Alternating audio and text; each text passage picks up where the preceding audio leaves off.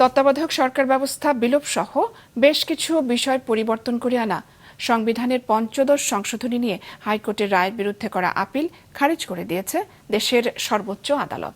প্রধান বিচারপতি জুবায়ের রহমান চৌধুরী নেতৃত্বাধীন 4 সদস্যের আপিল বিভাগ আজ এই রায় দেন।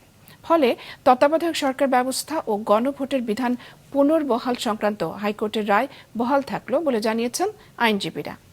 মমিতা জান্নাতের প্রতিবেদন।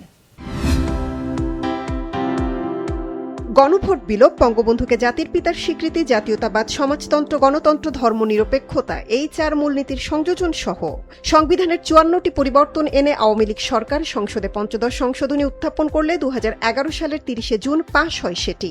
এতে সবচেয়ে বড় পরিবর্তনটি ছিল তত্ত্বাবধায়ক সরকার ব্যবস্থার বিলোপ। 2024-এর জুলাইতে আওয়ামী লীগ সরকারের পতনের পর এ নিয়ে 2টি রিট হয়। একটিতে সংশোধনী বাতিল এবং অন্যটিতে কয়েকটি ধারার বৈধতা চ্যালেঞ্জ করা হয়েছিল। গেল বছর দেওয়া রায়ে তত্ত্বাবধায়ক সরকার ও গণভোট বাদ দেওয়া সহ 4টি ধারাকে অসাংবিধানিক ঘোষণা করে উচ্চ আদালত, যার বিরুদ্ধে আপিল করে সুজন, জামায়াত সহ 3টি পক্ষ। এ রায়ে হাইকোর্টের সিদ্ধান্তই বহাল রেখেছে সুপ্রিম কোর্ট। বাকি বিষয়গুলো ছেড়ে দেওয়া হয়েছে জাতীয় সংসদের উপর।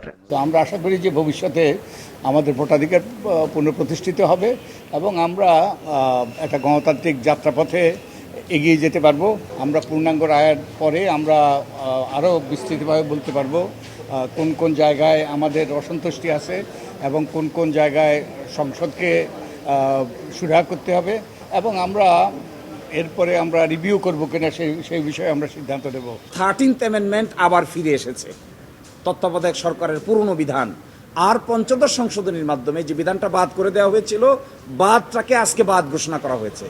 ফলশ্রুতিতে তত্ত্বাবধায়ক সরকারের গঠন প্রক্রিয়া কি হবে এটি চাইলে পার্লামেন্ট 13 অ্যামেন্ডমেন্টের সঙ্গে যোগ বিয়োগ করে ঠিক করতে কোনো আইনগত বাধা থাকবে না।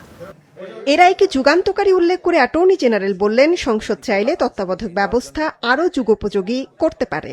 নির্দলীয় তত্ত্বাবধায়ক সরকার ব্যবস্থা পুনঃপ্রবর্তন হওয়ার পরে সংসদ যদি মনে করে আগে যে কাঠামোতে নির্দলীয় তত্ত্বাবধায়ক সরকার ব্যবস্থা বহাল ছিল সেটি হয়তো এখন পরিবর্তিত পরিস্থিতিতে আরও রিডিফাইন করবেন, তাহলে সেই ক্ষমতা তো পার্লামেন্টের আছেই।